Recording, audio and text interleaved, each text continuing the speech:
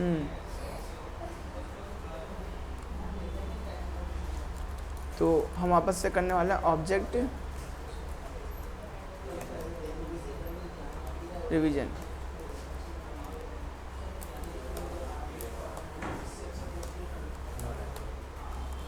तो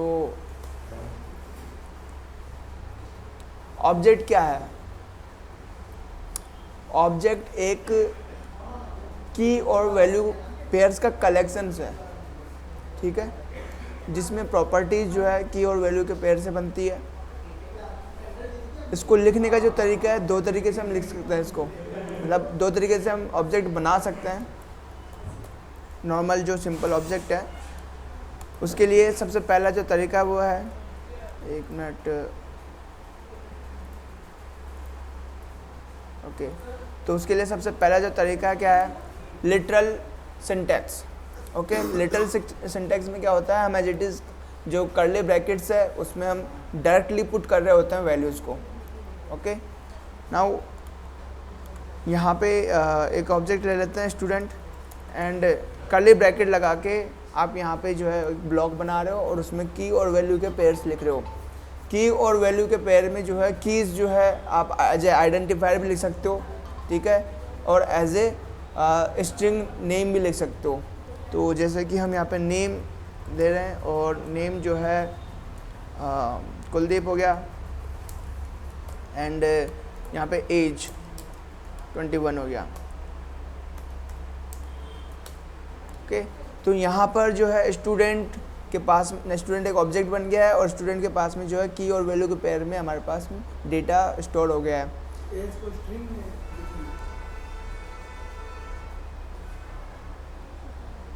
मैंने क्या कहा, हमने यहाँ पे अभी थोड़ी देर पहले डिस्कस किया कि जब भी हम लिखते हैं ऑब्जेक्ट के अंदर, तो ऑब्जेक्ट के अंदर आइडेंटिफायर भी लिख सकते हैं और एज ए स्ट्रिंग में भी लिख सकते हैं। ये पहले भी किया हुआ है, नया नहीं है। एंड वैल्यूज़ को एक्सेस करना हो तो नेम आप डॉट ऑपरेटर लगा के, डॉट मेंबर ऑपरेटर है उसका यूज़ कर सकते हो, और एज के लिए भी आप सेम यूज़ कर सकते हो, स्टूडेंट डॉट एज। क्लियर है? अब इसके बाद में क्या है कि आप जो है अगर आप ऐसे एक्सेस नहीं करना चाहते, आपके पास में एक और तरीका होता है जो कि स्क्वायर ब्रैकेट वाला तरीका होता है। आप उसमें जो है एज ए नेम, प्रॉपर्टी का नेम आप देते हो और उसको एक्सेस कर सकते हो, ठीक है। तो accessing the value by using की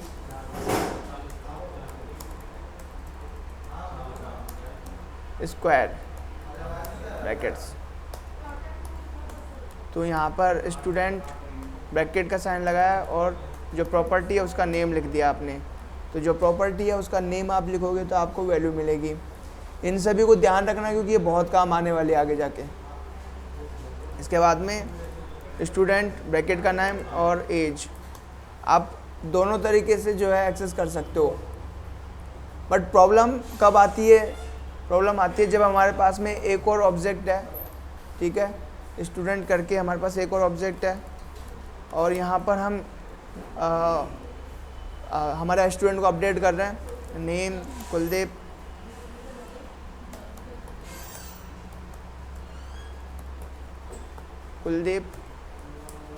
और यहाँ पे जो है एज 21। और अब नेक्स्ट जो पार्ट है, हम अगर देना चाहे ब्लड ग्रुप, और ब्लड ग्रुप अगर हम डिफरेंट वर्ड में लिख रहे हैं, ब्लड्स एक अलग वर्ड है और ग्रुप अलग वर्ड है, तो हम इस तरीके से नहीं लिख सकते हैं। ओके, पहली बात तो आप ऐसे नहीं ले सकते हैं, तो आपको इसको जो है स्ट्रिंग में बंद करना पड़ेगा। अभी ठीक है, अब यहाँ पे आप जो भी आपका जो ब्लड ग्रुप है बी पॉजिटिव वो लिख दो। अब यहाँ पे प्रॉब्लम क्रिएट होती है कि अगर आप डायरेक्टली डॉट जो मेंबर ऑपरेटर है अगर उसका यूज़ करें तो क्या होगा कि स्टूडेंट डॉट यहाँ पर जो है ब्लड ग्रुप नहीं आएगा, ठीक है। आप ऐसे एक्सेस नहीं कर सकते। यहाँ पर जो है आपको एरर मिलती है। क्या है एरर? कि डॉट ब्लड, इसके बाद में जो है बिकॉज यहाँ पर किसी तरह का लिंक नहीं है, कंप्लीट वर्ड नहीं है, और बिकॉज आइडेंटिफायर एक कंप्लीट वर्ड होना चाहिए, आइडेंटिफायर में एक सिंगल स्पेस भी नहीं होना चाहिए। तो ये एक आइडेंटिफायर की तरह ट्रीट हो रहा है, तो आइडेंटिफायर जो है कंप्लीट वर्ड होना चाहिए। अब इसको कंप्लीट वर्ड नहीं मिल रहा है तो यहाँ पे हमें एरर मिल रही है। तो इसका जो सॉल्यूशन क्या है, अगर आपको ऐसी जो प्रॉपर्टीज़ है उनको एक्सेस करना है तो आप जो ब्रैकेट है उसका यूज़ करोगे। ओके, तो यहाँ पर हमने ब्रैकेट यूज लिया हुआ है। यहाँ तक क्लियर है? अब यहाँ पे जो है एक और तरीका जो है हम यूज ले रहे होते हैं, और वो है ऑब्जेक्ट कंस्ट्रक्टर। होता क्या है कि ये लिटरल जो कंस्ट्रक्टर है, ये इस तरीके से जब हम कंस्ट्रक्टर बना रहे होते हैं तो बिहाइंड द सीन जो है एक कंस्ट्रक्टर रन हो रहा होता है जिसका नाम होता है ऑब्जेक्ट। ओके, तो new operator behind the scene use हो रहा होता है। बट अगर हम खुद से बनाना चाहे तो वो बना सकते हैं। लाइक लेट स्टूडेंट पहले से बना हुआ है तो लेट st बना देते हैं, और इस बार न्यू ऑब्जेक्ट। तो ऑब्जेक्ट जो है और क्या ले रहा है, वैल्यूज़ ले रहा है। ओके, यहाँ पे वैल्यू ले रहा है, और आप यहाँ पे वैल्यू दे सकते हो। लाइक हम कोई भी वैल्यू दे देते हैं, name is equal to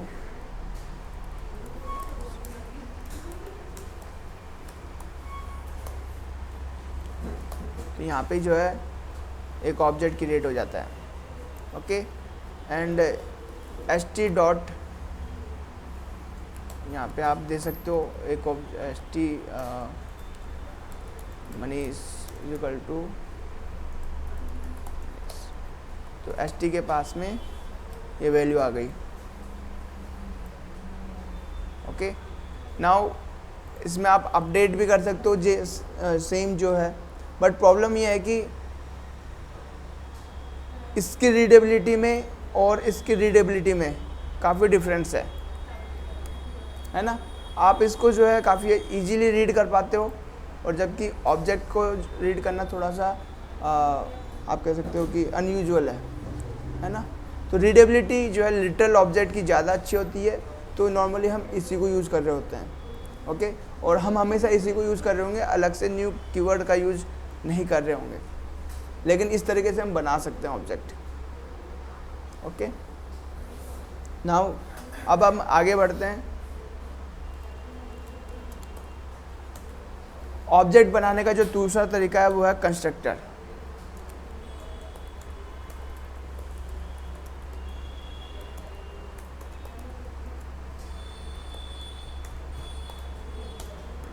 object बनाने के लिए हम कंस्ट्रक्टर का यूज भी ले सकते हैं। तो हम कोई सा भी एक कंस्ट्रक्टर बना सकते हैं किसी भी नेम से। तो कंस्ट्रक्टर बेसिकली एक फंक्शन होता है। ओके, और यहाँ पे कोई भी एक फंक्शन बना लेते हैं, like student function student, and यहाँ पर आप वैल्यूज़ दे सकते हो जो भी वैल्यूज आपको देनी है। ओके, तो हम यहाँ पे 4 वैल्यूज जो नॉर्मली हम रखते हैं, नेम एज हाइट और ब्लड ग्रुप। तो नेम एज हाइट और ब्लड ग्रुप,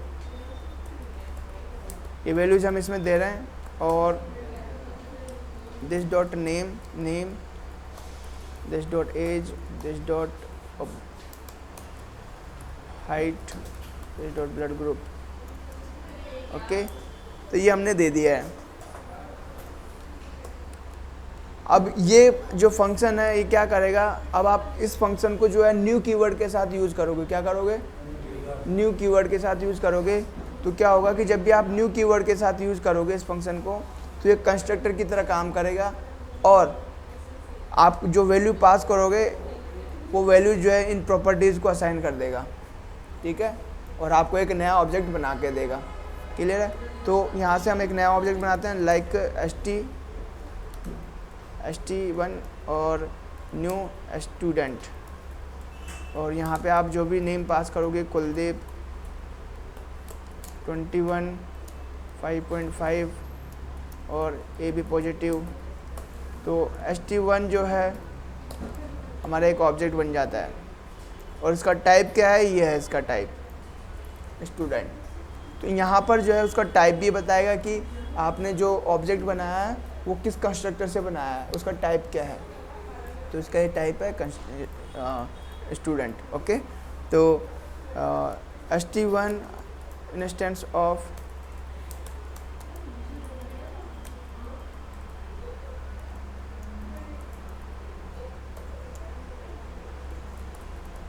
स्टूडेंट, तो ट्रू। ओके, तो यहाँ पर जो इंस्टेंस ऑफ क्या बताता है कि जो ऑब्जेक्ट हमने बनाया है वो किस टाइप का है, उसका कंस्ट्रक्टर कौन है। ओके, तो यहाँ पर उसका कंस्ट्रक्टर कौन है, वो है स्टूडेंट। क्लियर है। अब यहाँ पर हमने एक और बात की थी कि जो प्रोटोटाइपिंग की बात करी थी यहाँ पे, कि अगर हम चाहते हैं कि इस जो कंस्ट्रक्टर से बनने वाले जो ऑब्जेक्ट है, इस कंस्ट्रक्टर से बनने वाले जो ऑब्जेक्ट है उनको हम अदर फीचर्स भी प्रोवाइड कराना चाहते हैं, लाइक हम अदर फंक्शंस भी प्रोवाइड कराना चाहते हैं। ओके, तो क्या होता है कि जैसे कि हमारे पास स्टूडेंट और स्टूडेंट हमने बनाया है, हम चाहते हैं कि वो अपनी इंफॉर्मेशन को डिस्प्ले करे या फिर कोई अदर ऑपरेशन परफॉर्म करे। और जब भी हम नया ऑब्जेक्ट बनाएंगे तो वो जो ऑपरेशन है, वो जो फंक्शन है, वो सभी के पास होना चाहिए। ऐसा नहीं कि एक के पास है दूसरे के पास नहीं है। तो जब भी ऐसी सिचुएशन हो कि एक कॉमन फंक्शनलिटी सभी अदर ऑब्जेक्ट के पास में हो, तब हम क्या कर रहे होते हैं, प्रोटोटाइप्स बना रहे होते हैं। ओके, और प्रोटोटाइप बेसिकली क्या है, एक ऑब्जेक्ट है जो अदर प्रॉपर्टीज़ को कंटेन कर रहा होता है। ओके, तो यहाँ पे क्या हो रहा है, ये कंस्ट्रक्टर है, तो कंस्ट्रक्टर का प्रोटोटाइप अभी खाली है, उसमें कुछ भी नहीं है। तो कंस्ट्रक्टर के प्रोटोटाइप में हम प्रॉपर्टीज़ ऐड करते हैं फिर बाद में। तो ऐड करने के लिए क्या करते हैं, हमारे पास कंस्ट्रक्टर है स्टूडेंट, और इसको हम डॉट प्रोटोटाइप, अगर प्रोटोटाइप को देखें तो ये अभी ब्लैंक है, एम्प्टी है। ओके, तो इसमें कुछ भी नहीं है। और ये प्रोटोटाइप क्या बता रहा है, ये प्रोटोटाइप बता रहा है कि हमारे ऑब्जेक्ट को कौन कौन से फंक्शन से मिलेंगे, कौन कौन सी चीज़ें वो इनहेरिट करेगा इनसे। ओके, तो स्टूडेंट डॉट प्रोटोटाइप। अब यहाँ पर डॉट लगा के हम एक और जो है प्रॉपर्टी बता रहे होते हैं, एक प्रॉपर्टी या मेथड बता रहे होते हैं। तो यहाँ पर हम जो है मेथड बता रहे हैं कि आपके पास जो है showInfo मेथड है, और इस फंक्शन को जो है हम एलोकेट कर रहे हैं।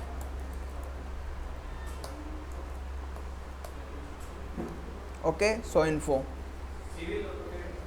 है ना, showInfo हम एलोकेट कर रहे हैं, showInfo। और यहाँ पर हम दे रहे हैं कि दिस डॉट जो भी उसका नेम है, तो यहाँ पे हम नेम दे रहे हैं console log name, this dot name console log 1 minute 2 3 4 age, height, blood group, as.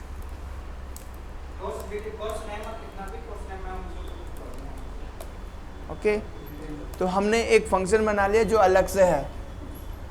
अब यहाँ पर जो है थोड़ा सा कॉन्सेप्ट हमारा क्लियर होना चाहिए, arrow function, difference between arrow function और नॉर्मल फंक्शन। ओके, तो मैं फिर से रिवाइज करवा देता हूँ। एरो फंक्शन और नॉर्मल फंक्शन जब हमने डिस्कस किया था, सभी लोग थे, आप लोग? कौन नहीं था? आप लोग नहीं थे। ओके, तो इसको करने के बाद में हम एरो फंक्शन और नॉर्मल फंक्शन भी डिस्कस करेंगे। ओके, तो पहला जो वो है, मैं आउटपुट दिखा देता हूँ इसका। एंड यहाँ पर हम जो है स्टूडेंट, हम एक वापस से एक स्टूडेंट बना रहे हैं यहाँ से, और st1 के पास में अब showInfo जो है मेथड है। ओके, st1 के पास में अब showInfo मेथड है। अभी हम यहाँ पे इस पे काम कर रहे हैं नोड पे। अगर इसी को हम कंसोल पे लेके जाए तो वहाँ पर अगर आप इसका ट्री स्ट्रक्चर देखोगे कहाँ कहाँ से चीज़ें इनहेरिट कर रहा है तो आपको डायरेक्टली पता चल रहा हो कि हमें वहाँ से चीज़ें मिल रही है। तो एक काम करते हैं, हम इसको जो है वो कर लेते हैं Ctrl+C और कोई भी एक फ़ाइल ओपन कर लेते हैं, इसको ओपन कर लेते हैं।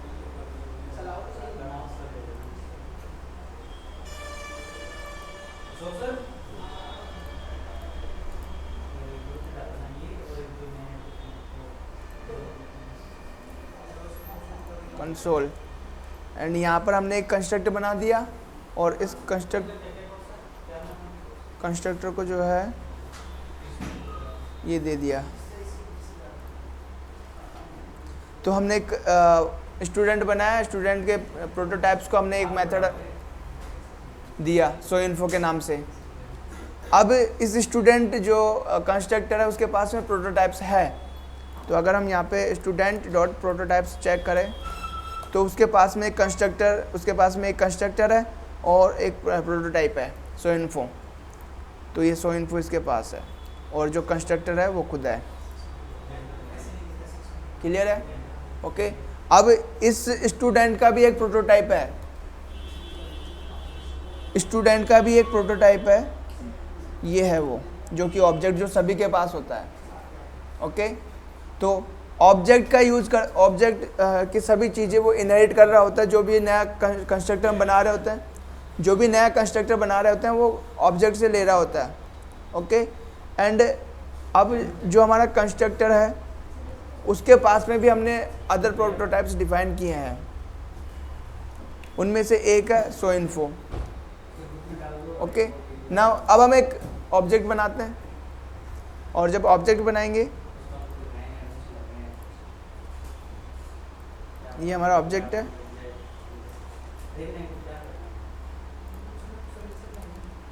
स्टूडेंट।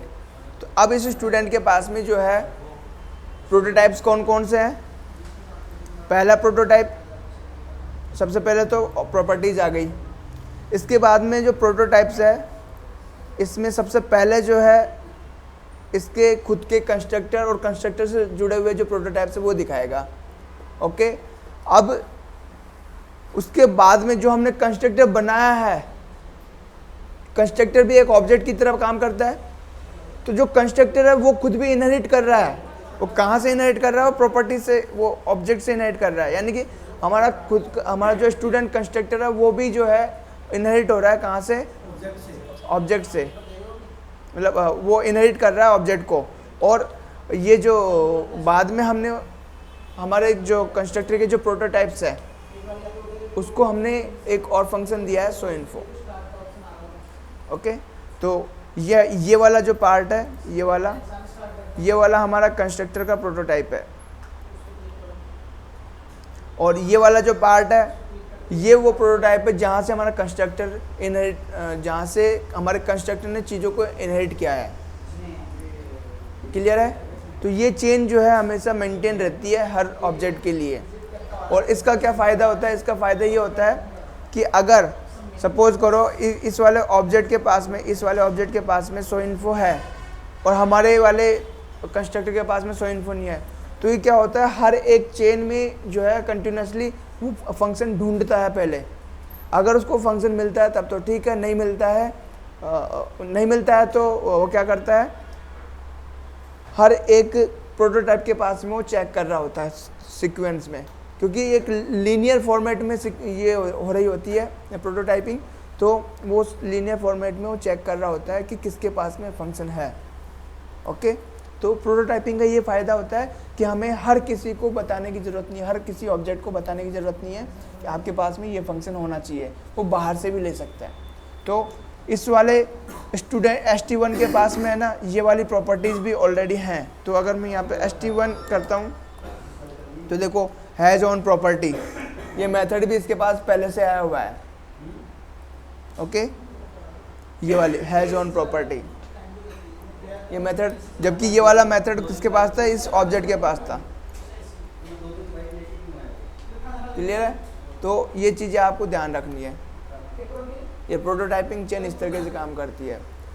हमारा मेन ऑब्जेक्ट उसका कंस्ट्रक्टर को जहाँ से कंस्ट्रक्टर ने जिसको इनहेरिट किया है वो वाला प्रोटोटाइप, ठीक है। तो सबसे जो लोवेस्ट ऑब्जेक्ट होता है वो होता है हमारा ऑब्जेक्ट कंस्ट्रक्टर। इसके नीचे कुछ नहीं होता है, मतलब जो भी हमारा ऑब्जेक्ट बन रहा होता है जावास्क्रिप्ट में वो इसको 100% इनहेरिट करेगा। ओके, बाय डिफ़ॉल्ट मान सकते हो आप इसको, ठीक है। तो ये चीज़ें क्लियर है। यहाँ पर क्या डाउट है, कोई है अभी तक जो डिस्कस किया है?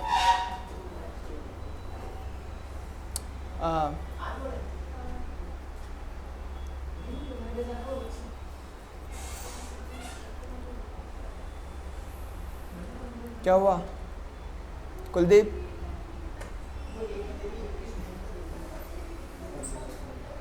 समझ में नहीं आया? क्या चीज़ समझ में नहीं आ रही है? इसमें क्या नहीं आया है?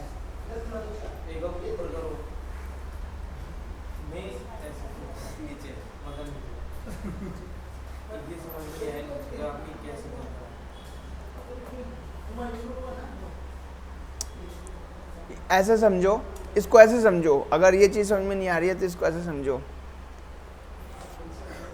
आपके पास में कोई स्किल है, आप कोई काम करना जानते हो, ठीक है, और उसके बाद में जो है आपके पिताजी के पास कुछ स्किल है, वो कुछ काम करना जानते हैं। उसके बाद में उनके भी पिताजी यानी कि आपके दादाजी, उनके पास में कुछ स्किल है, वो भी काम करना जानते हैं, ठीक है। अब इसको ऐसे समझो, आपके पास में जो स्किल है उससे तो आपका काम हो रहा है, लेकिन कुछ ऐसे स्किल है वो आपके पास नहीं है लेकिन आपके पिताजी के पास है। तो क्या होता है कि जो भी प्रॉब्लम आ रही होती है आपको बताया होता है, जैसे कि आपको ड्राइंग आता है, आपके पिताजी को जो है हॉर्स राइडिंग आती है, आपके दादाजी को जो है क्या कहते हैं, क्रिकेट अच्छा खेल लेते हैं वो, ठीक है। तो ठीक है, क्यों दादाजी को क्रिकेट खिला दिया?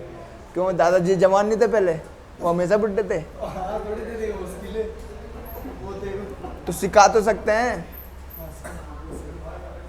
आगे पहुंचा तो सकते हैं, ठीक है, बता तो सकते हैं कि चीज़ें कैसे होंगी। तो अब यह है कि आपको सीखना है, सपोज करो हॉर्स राइडिंग, तो आप अपने पिताजी से वो स्किल सीख सकते हो ना। इसी तरीके से यहाँ पे क्या हो रहा है, जो ऑब्जेक्ट है उसके पास में कोई फंक्शनलिटी है तो काम कर लेगा, अगर नहीं है तो क्या होगा, वो अपने पेरेंट के पास जाएगा, और पेरेंट कौन है, वो प्रोटोटाइप्स हैं। ऐसा समझो इसको। अब वहाँ पर वो प्रॉपर्टीज मिलती है तो ठीक है, नहीं मिलती है तो वो वाला जो प्रोटोटाइप है उसको उसने जिसको इनहेरिट किया है वो उसके पास जाएगा। बिल्कुल ठीक है, अगर किसी के पास भी नहीं है तो फिर वो एरर दे देगा। ओके, लाइक यहाँ पे जो है वो ऑब्जेक्ट के पास जाते हैं। लास्ट वो ऑब्जेक्ट के पास, ऑब्जेक्ट फाइनल रूट है, इसके अलावा कहीं नहीं है। ओके, तो ये इस तरीके से काम करता है। क्लियर है? तो कई बार ऊट पटांग एग्जाम्पल देने पड़ते हैं, ठीक है। तो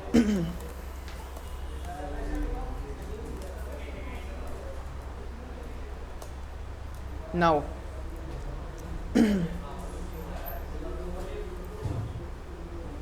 यहाँ से हमने प्रोटोटाइपिंग चेन देख ली कि कैसे काम करती है। ओके, हमने प्रोटोटाइप्स के अंदर मेथड्स ऐड कर दिए, और इसके बाद में हम जो है दोबारा देख रहे होते हैं कि फंक्शंस क्या होते हैं और फंक्शंस किस तरीके से हम लिख सकते हैं। ओके, तो एक होता है नॉर्मल फंक्शन। फंक्शन भी यूज करते हैं, एरर कम आती है। हाँ, फंक्शन यूज करते हैं, एरर कम आती है। फंक्शन यूज करते तो एरर कम आती है। एरर किसने कहा? नहीं, एरर जो आएगी वो आएगी, जैसे आएगी उसको वैसे आना है, ठीक है। मतलब एरर का कोई लेना देना नहीं है फंक्शन से। हाँ, यहाँ पर एक बात अच्छी हो जाती है कि जब आप फंक्शन बनाते हो तो वो जो कोड आपने फंक्शन में लिखा है वो कोड आपको बार बार लिखना नहीं है, अब उसको एज इट इज़ यूज़ कर लेना है।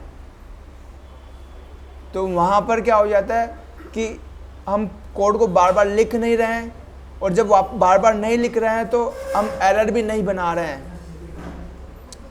ठीक है ना, बग्स भी क्रिएट नहीं हो रहे हैं। बग्स कब क्रिएट होते हैं, जब हम बहुत ज़्यादा कोड लिख रहे होते हैं, अननेसेसरी कोड लिख रहे होते हैं, एक बार ही होगा ठीक है। तो वो जो कोड होता है वो छोटा हो जाता है, और हम जब दोबारा उसको बग को ढूंढ रहे होते हैं तो हमारे लिए इजी हो जाता है कि हाँ इसी एरिया में कहीं ना कहीं बग है।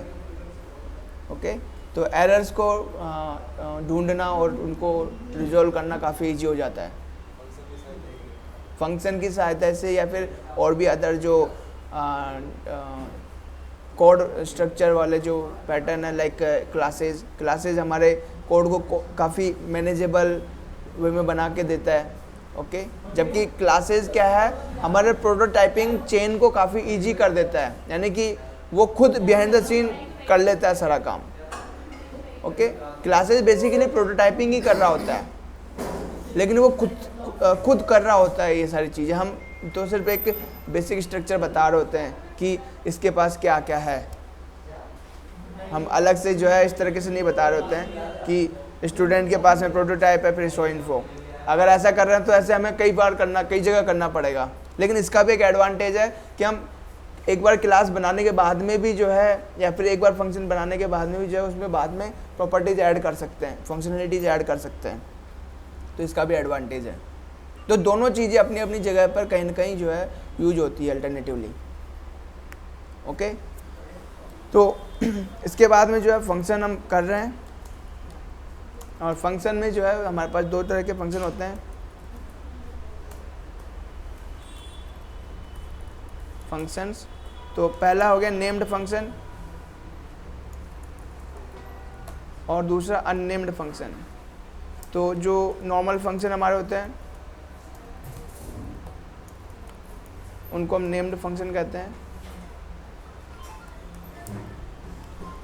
और जो एरर फंक्शन ओके वो एनोनिमस फंक्शन होते हैं। ओके, उनका कोई नेम नहीं होता है, या फिर ऐसे फंक्शन जो विदाउट नेम हम दे रहे हैं। ओके,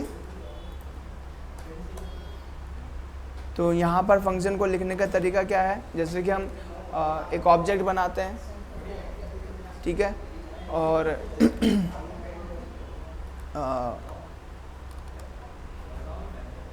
हम यहाँ पे एक ऑब्जेक्ट बनाते हैं लेट, पहले हम फंक्शन, नॉर्मल फंक्शन तो हमने बनाया हुआ है, हमें पता है नॉर्मल फंक्शन, और हमने एक कंस्ट्रक्टिव बनाया नॉर्मल फंक्शन की हेल्प से, और यहाँ पर भी ठीक है किया है ना। तो वापस से जो है ये वाला जो सिंटैक्स है, ये वाला जो सिंटैक्स है वो हम बता रहे हैं। तो इस वाले सिंटैक्स में हमने क्या किया, हमने एक फंक्शन बनाया जिसका कोई नेम नहीं है, और उस फंक्शन को हमने एक ऑब्जेक्ट को पास कर दिया, ठीक है। तो यहाँ पे इस केस में हमने एक प्रॉपर्टी को पास किया शो इन्फो, ठीक है। अब यहाँ पे क्या हो रहा है कि ये जो फंक्शन है इस ऑब्जेक्ट से बाउंड हो गया है। ओके, इस ऑब्जेक्ट से बाउंड हो गया है, तो अब इस फंक्शन के अंदर जो दिस कीवर्ड यूज होगा वो इस ऑब्जेक्ट के ऊपर काम करेगा। जो दिस कीवर्ड यूज होगा वो इस ऑब्जेक्ट को रिप्रेजेंट करेगा। ओके, जबकि अगर एरो फंक्शन हम यूज़ करते हैं तो वो बाउंड नहीं होता है, वो ग्लोबली यूज हो रहा होता है। ओके, आगे जब तक कि कोई दूसरा क्लोजर नहीं है। ये लोकल के यूज होता है, ग्लोबल यूज होता है। लोकल के नहीं, इसको हम यूज़ कर रहे होते हैं जब हम किसी ऑब्जेक्ट के साथ बाउंड करना चाहते हैं इस फंक्शन को, ताकि उस फंक्शन के अंदर हम दिस कीवर्ड का यूज़ करें, या फिर अदर जो स्कोप है वो मेंटेन रहे इस ऑब्जेक्ट का। तो स्कोप का मतलब है कि वो वर्किंग एरिया जहाँ पर हमारा ऑब्जेक्ट है, जहाँ पर हमारा ऑब्जेक्ट का ब्लॉक है। ओके, तो यहाँ पर हमने एक फंक्शन बना लेते हैं ऑब्जेक्ट लेट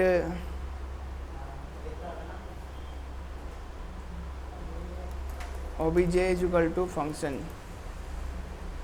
and console एक ऑब्जेक्ट बनाते हैं,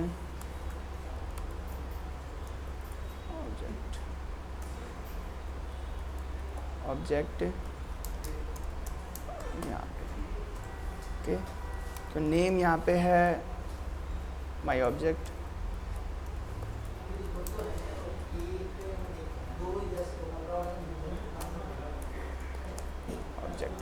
एंड शो ऑब्जेक्ट को हम जो है एक फंक्शन पास कर रहे हैं जो कि एक प्रॉपर्टी है, और कंसोल लॉग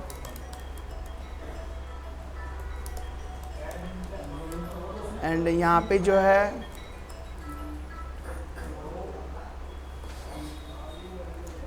ऑब्जेक्ट नेम थोड़ा सा ऐसे लिख लेते हैं, बेकार ऑब्जेक्ट,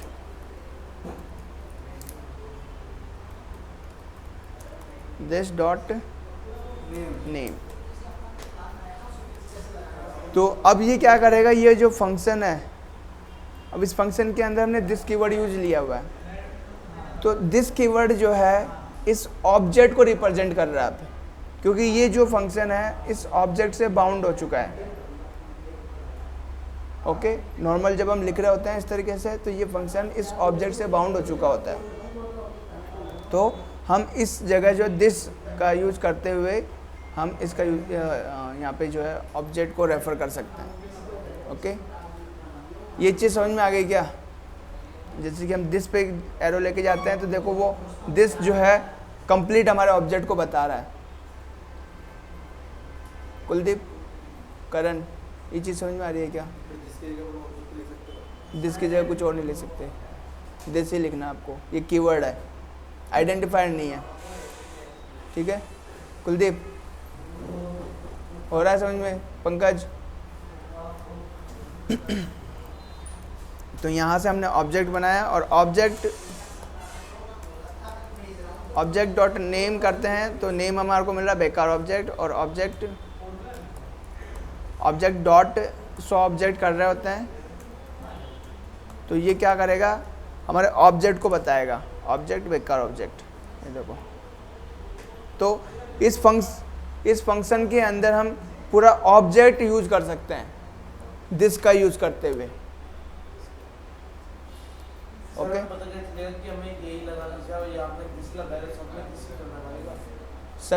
सभी जगह दिस लगेगा अगर आप ऑब्जेक्ट को यूज करना चाह रहे हो तो।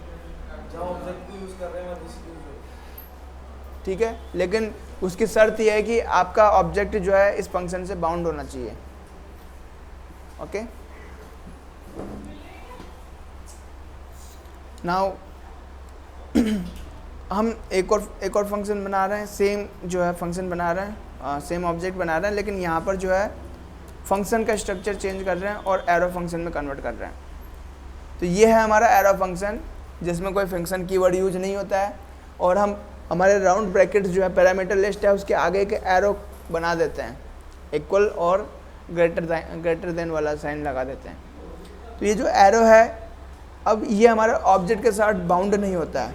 ओके, और इसी वजह से जो है हमें इस ऑब्जेक्ट का रेफरेंस भी नहीं मिल रहा होता है, तो ये जो है डायरेक्टली ग्लोबली बाउंड हो रहा होता है दिस जो है। ओके, ऑब्जेक्ट पहले से बना हुआ है, तो हम यहाँ पे ऑब्जेक्ट 2 कर देते हैं एंड obj2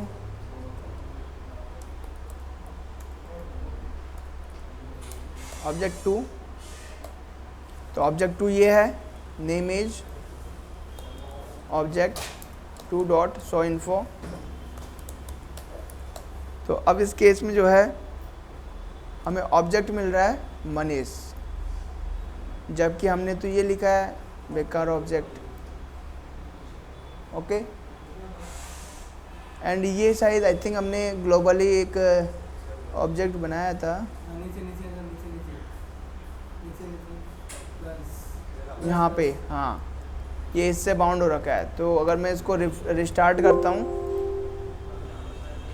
एंड रिस्टार्ट करने के बाद में मैं वापस से बनाता हूँ, तो हमें हमारा जो विंडो ऑब्जेक्ट है वो मिलेगा। तो यहाँ से इसको बनाते हैं और इस केस में जो है हमें मिल रहा है अनडिफाइंड।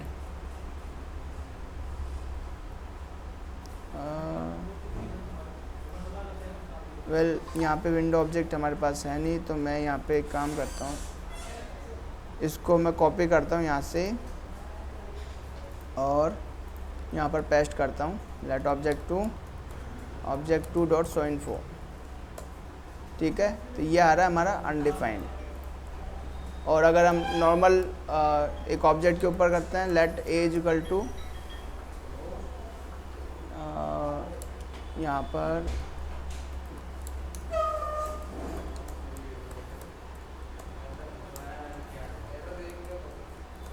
console.log दिस, एक मिनट, ये दिस नेम हटाना पड़ेगा।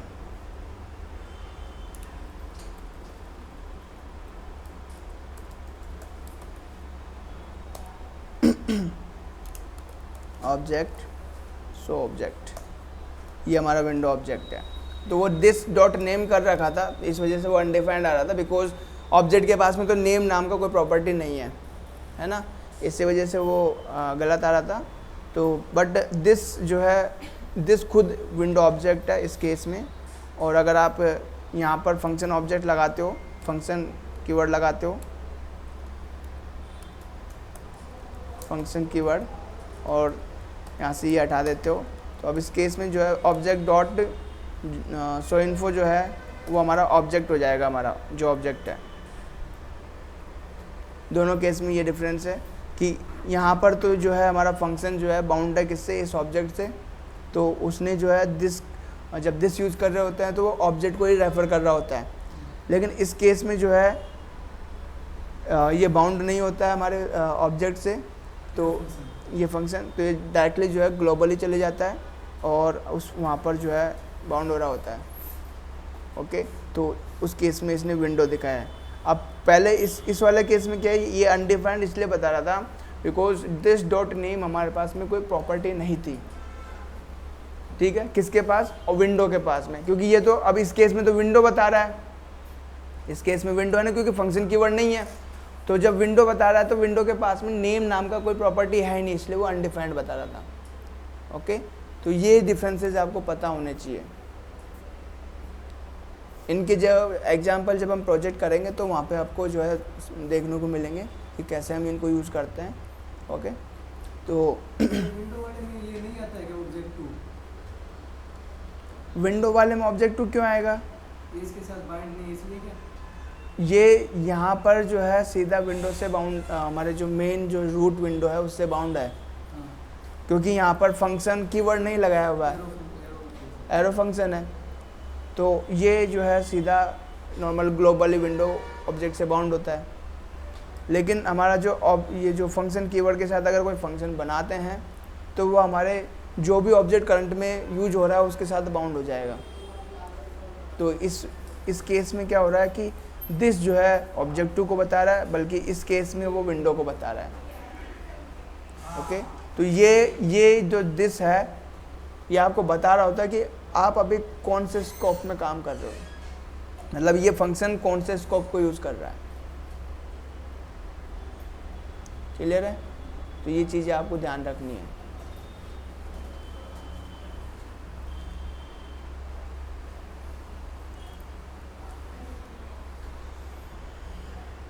ना इसके बाद में जो है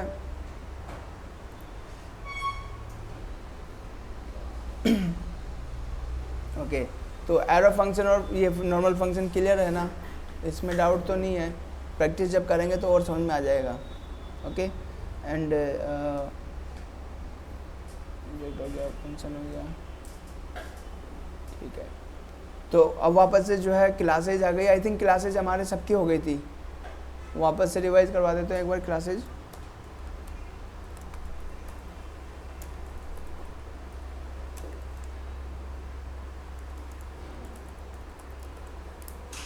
तो क्लासेस लिखने के लिए हम क्या करते हैं, सबसे पहले क्लास कीवर्ड लगा रहे होते हैं। ओके, क्लास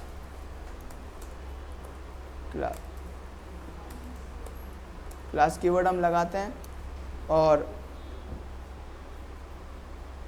इसमें क्या होता है कि हम अगर किसी ऑब्जेक्ट को इनहेरिट करना चाहे तो एक्सटेंड कीवर्ड भी हम यूज़ कर लेते हैं। ओके, तो नॉर्मल पहले हम क्लास बनाते हैं स्टूडेंट का और कर्ली ब्रैकेट लगाते हैं। ओके, तो बेसिकली क्लास जो है सिंथेटिक शुगर है। सिंथेटिक शुगर नहीं समझ में आ रहा तो इसको ऐसे समझ लो कि ये एक बना बनाया हमें वो दे रहा होता है, मिठाई दे रही होती है, ठीक है, खाओ और शांत हो जाओ, खुद को नहीं बनाना है। ठीक है। तो इसमें क्या होता है कि हम सबसे पहले कंस्ट्रक्टर बताते हैं, ठीक है। कंस्ट्रक्टर के अंदर दिस का यूज़ करते हुए प्रॉपर्टीज़ हम लिख रहे होते हैं, ओके। और अगर हम चाहते हैं कि प्रोटोटाइप्स के पास में भी कुछ मेथड्स हो, तो हम वो मेथड्स भी साथ में बता रहे होते हैं। अलग से प्रोटोटाइप प्रॉपर्टी का यूज करने की ज़रूरत नहीं है। तो यहाँ पे कंस्ट्रक्टर के नाम से ही हमें कंस्ट्रक्टर बनाना होता है, और इस कंस्ट्रक्टर को जो है जितनी वैल्यूज आप पास कर रहे हो, जो यूज हो रही है कंस्ट्रक्टर के दौरान, वो सारे पैरामीटर आप दे सकते हैं यहाँ पे। और यहाँ पे अब आप this dot name, this dot age, this dot height, blood group, तो 4 प्रॉपर्टीज हमने बता दी, और सभी चारों को जो है हमें कंस्ट्रक्टर को जो आने वाली जो वैल्यूज है वो भी दे दी है। तो ये हमारी आने वाली वैल्यू है और ये हमारी प्रॉपर्टी है, ओके। तो ये हमारा कंस्ट्रक्टर बन गया।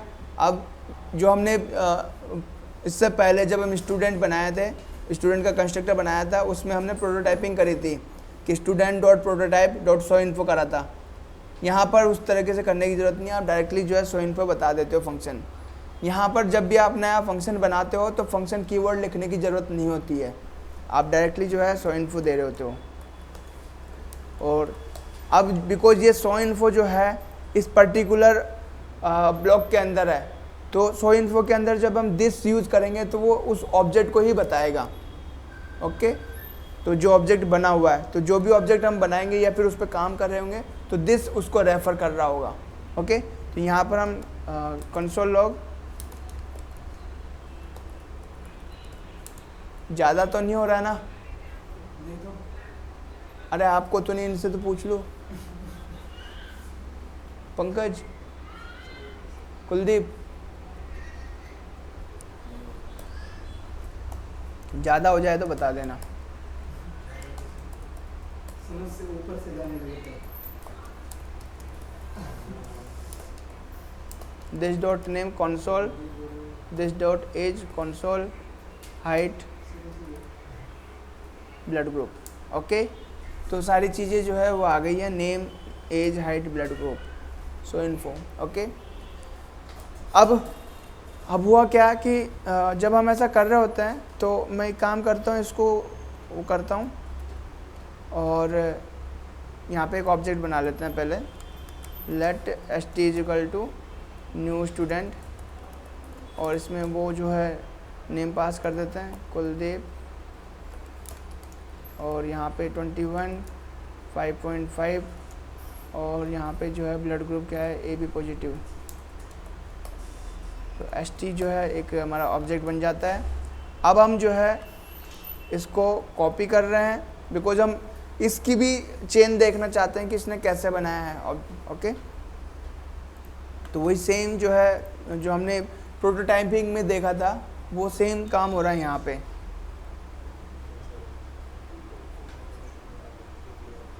ओके, रिफ्रेश कर लेते हैं,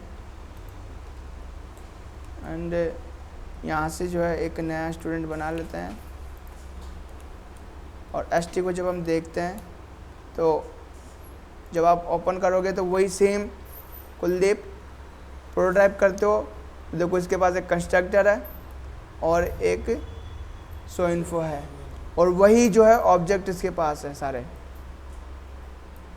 ऑब्जेक्ट के पास जो कंस्ट्रक्टर है, ऑब्जेक्ट के पास में जो प्रोटोटाइप्स हैं और जो प्रॉपर्टीज़ है वो सारे हैं इसके पास में। सेम मैकेनिज्म हो रही है, कोई डिफरेंसेस नहीं है। बस ये है कि क्लास जो है इस चीज़ को काफ़ी इजीली कर देता है, ऑटोमेटिकली कर देता है। आपको बार बार जो है बताने की ज़रूरत नहीं है अलग से कि भैया ये ऑब्जेक्ट है, उसके प्रोटोटाइप लो और उसमें एक प्रॉपर्टी असाइन करो।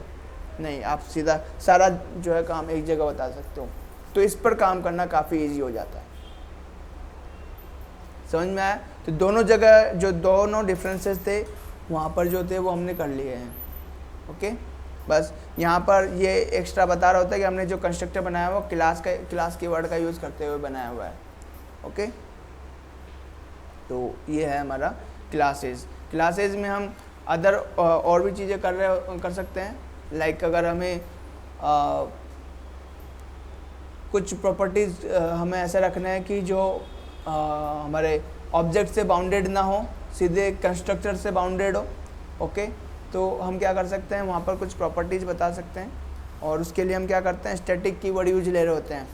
तो स्टैटिक कीवर्ड हमको हेल्प कर रहा होता है कि ये जो प्रॉपर्टी है वो डायरेक्टली जो क्लास से बाउंडेड होगी, ना कि ऑब्जेक्ट से।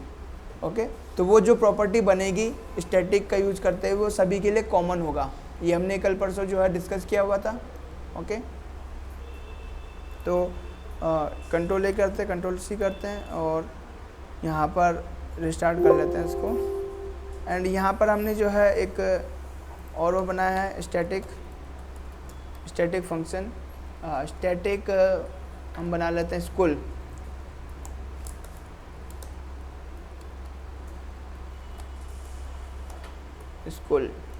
और स्कूल का नाम हम रख लेते हैं टेक इनोवेशन।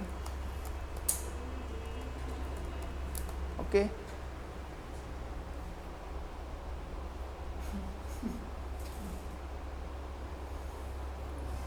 क्या हुआ, कहाँ है ध्यान? सामने तो नहीं है आपका।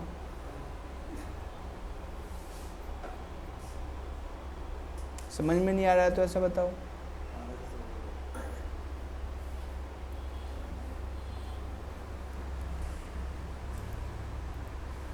तो हमने एक स्टैटिक कीवर्ड का यूज़ कर लिया है और एक प्रॉपर्टी बना लिया है स्कूल नेम से, और इसमें हमने एक वैल्यू भी असाइन कर दिया टेक इनोवेशन।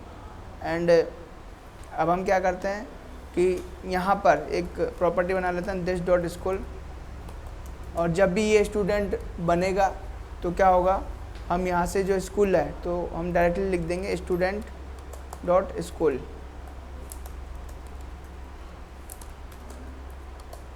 ओके, तो स्टूडेंट स्कूल का मतलब है कि ये वाली प्रॉपर्टी। इस बार हमने जो है दिस कीवर्ड यूज नहीं लिया। दिस कीवर्ड ऑब्जेक्ट को रेफर कर रहा होता है।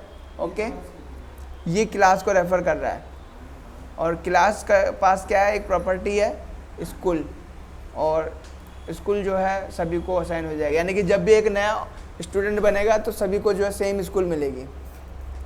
ओके, हाँ, सेम सेंटर मिलेगा। ओके, तो जब भी आप कुछ कॉमन चीज़ें रखना चाहते हो सभी ऑब्जेक्ट के पास में, या फिर आप चाहते हो कि सभी ऑब्जेक्ट कॉमन चीज़ें शेयर करें, तो आप क्लास प्रॉपर्टीज़ बना दोगे इस तरीके से। तो यहाँ पे अगर आप दो ऑब्जेक्ट बनाते हो, लेट st1 न्यू स्टूडेंट, और यहाँ पर जो है पंकज 22 23 हो गया, 22 कर देते हैं, 5.6 कर देते हैं, और ए भी पॉजिटिव कर देते हैं, और st2 कर देते हैं,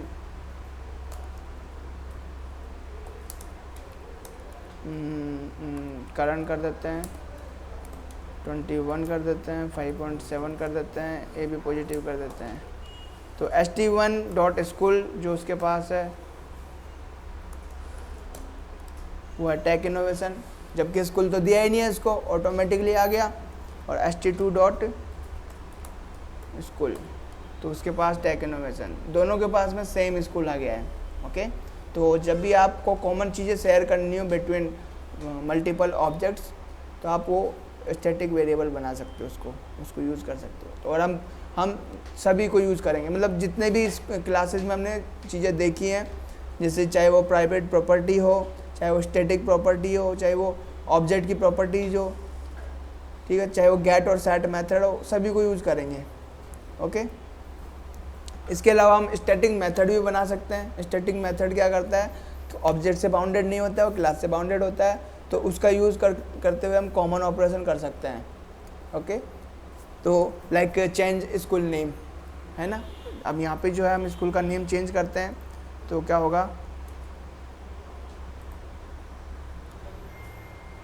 स्कूल का नेम चेंज करते हैं, यहाँ पे एक फंक्शन बनाते हैं।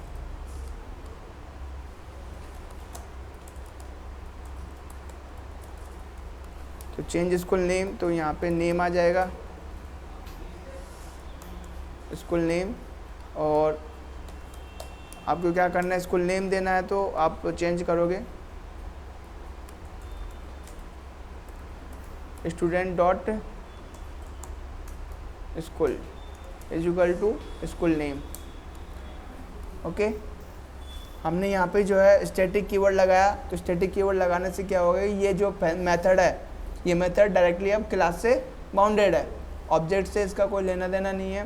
तो हमने क्या किया कि स्टूडेंट का नेम, हमारे जो स्कूल है उसका नेम चेंज करना है, तो पूरी क्लास पर, हमारी जो क्लास पर जो स्कूल प्रॉपर्टी है उसको चेंज कर दो, तो चेंज हो गया। लेकिन इसको चेंज करने से काम नहीं चलेगा। हुआ क्या कि जब हम इसको करेंगे, जैसे कि हम इसको एंटर हिट करते हैं और रिफ्रेश करते हैं, रिस्टार्ट करते हैं, और मैं इसको जो है यहाँ से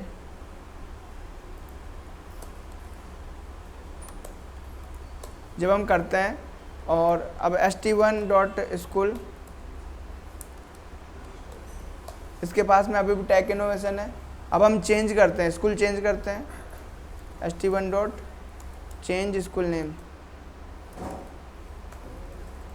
एक मिनट रुको, स्टूडेंट, देखो जो ऑब्जेक्ट से बाउंडेड नहीं है तो ऑब्जेक्ट से आप उसको एक्सेस नहीं कर सकते। स्टूडेंट डॉट चेंज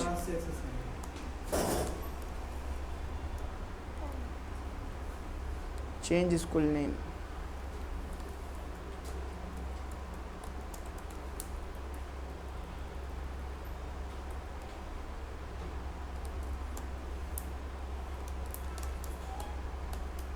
और यहाँ पर हम दे देते हैं लाइक माई स्कूल।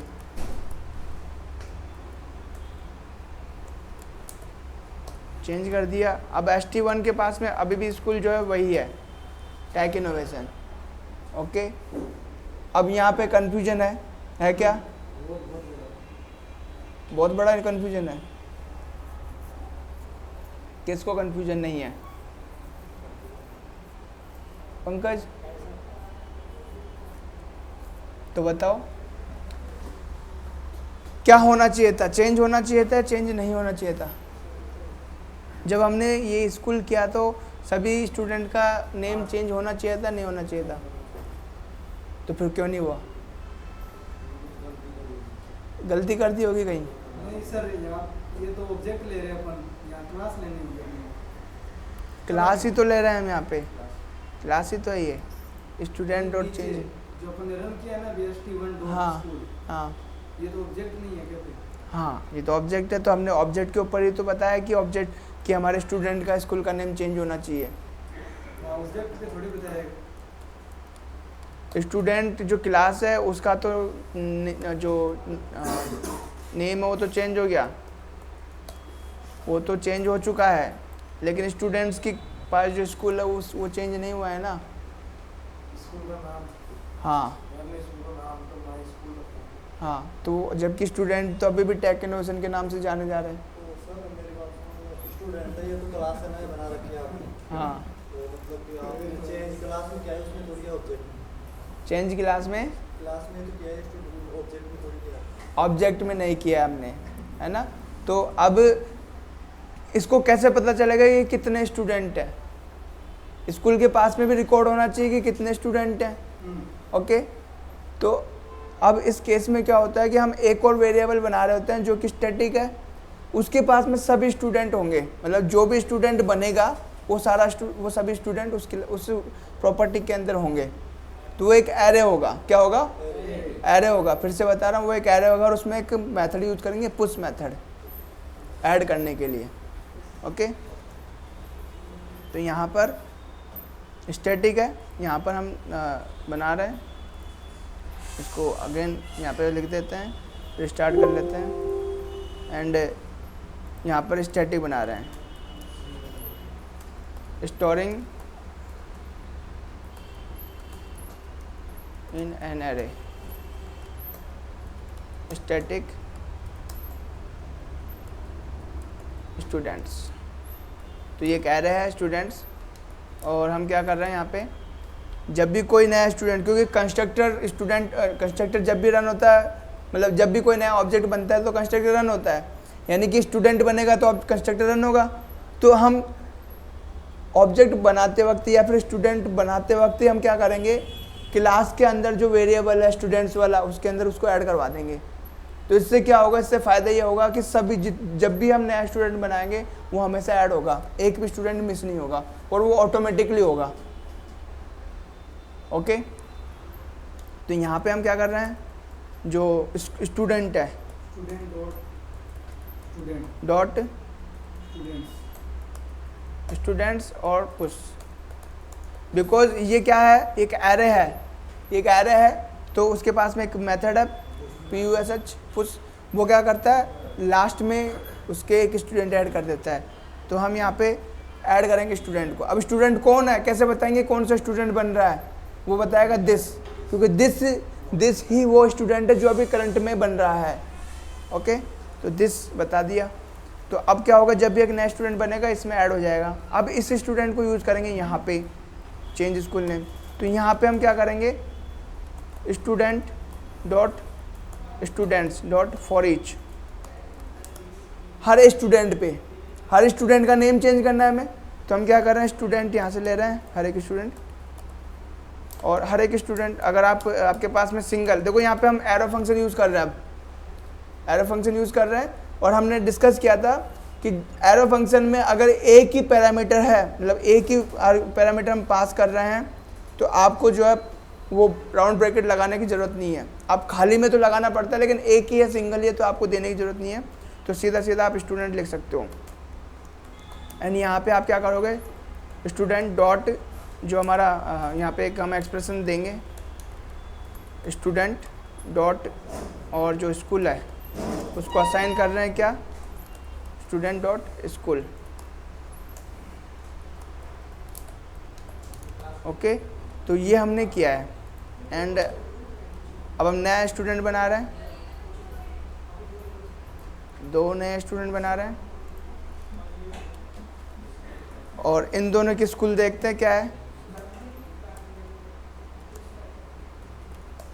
इन दोनों की स्कूल अभी भी टेक इनोवेशन है, और हमारे स्टूडेंट जो है क्लास है उसके पास में स्कूल क्या है, उसके पास में भी क्या टेक इनोवेशन है। तो नेम चेंज कर देते हैं, तो student dot change name,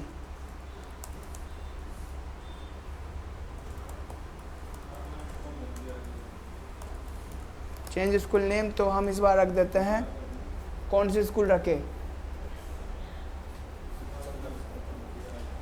Delhi public school school. तो अब इस केस में क्या हुआ कि जब चेंज कर रहे हैं तो चेंज करते वक्त पहले तो वो स्कूल का नेम चेंज करेगा, फिर साथ ही जो है सभी स्टूडेंट की के पास जो स्कूल का नेम प्रॉपर्टी है उसको चेंज कर देगा वो। तो फॉर ईच ऐसे यूज हुआ है। ये वाला जो है वो समझ में आ रहा है क्या?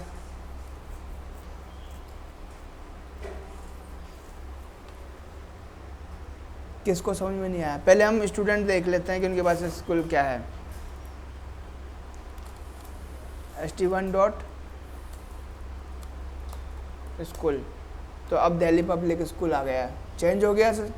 ठीक है, अगर st2 को देखें तो यहाँ पे स्कूल, उसके पास भी दिल्ली पब्लिक स्कूल है। तो यानी कि अब सभी स्टूडेंट्स का नेम भी, स्कूल का नेम भी चेंज हो गया है। यही होना चाहिए था एक्चुअल में। तो ये प्रोसेस जो है हमारी हो गई है, लेकिन इसमें जो है ये चीज़ समझना ज़रूरी है कि क्या काम कर रहा है।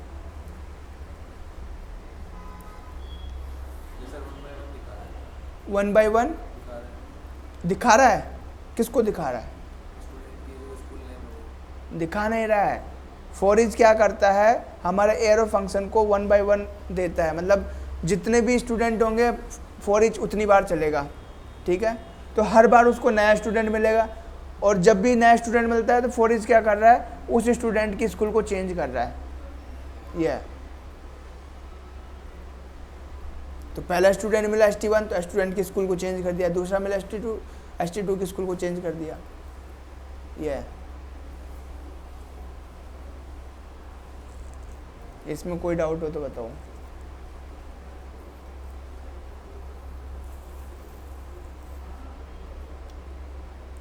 कोई डाउट है? नहीं है?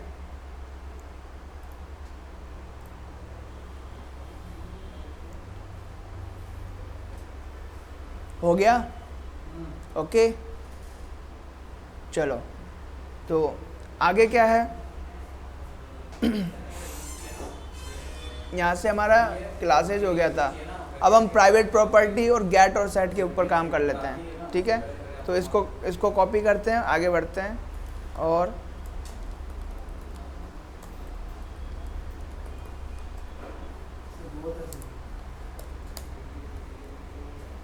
कुलदीप